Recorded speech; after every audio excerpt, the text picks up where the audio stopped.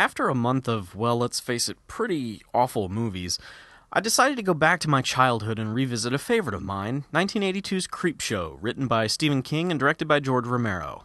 And sometimes fond childhood memories shouldn't be revisited.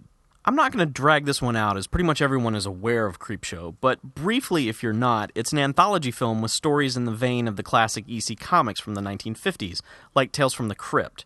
They're horror stories, but not ones meant to be taken super seriously, bordering on the absurd.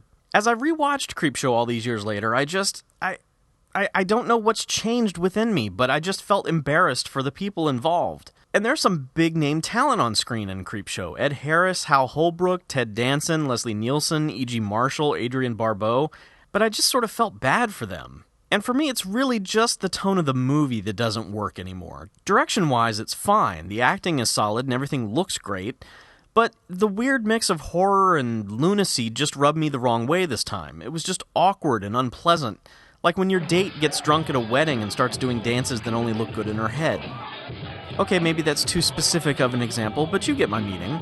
The Leslie Nielsen-Ted Danson segment is clearly the best overall, at least until the conclusion where it gets so silly it seems as though even the actors were having a tough time staying in character. But up until that point, it was a solid little story. Now, I know people love Creepshow, and I know some people's senses of humor differ quite radically from mine, and apparently mine differs quite radically from when I was a kid. It just didn't hold up for me this time. Sorry.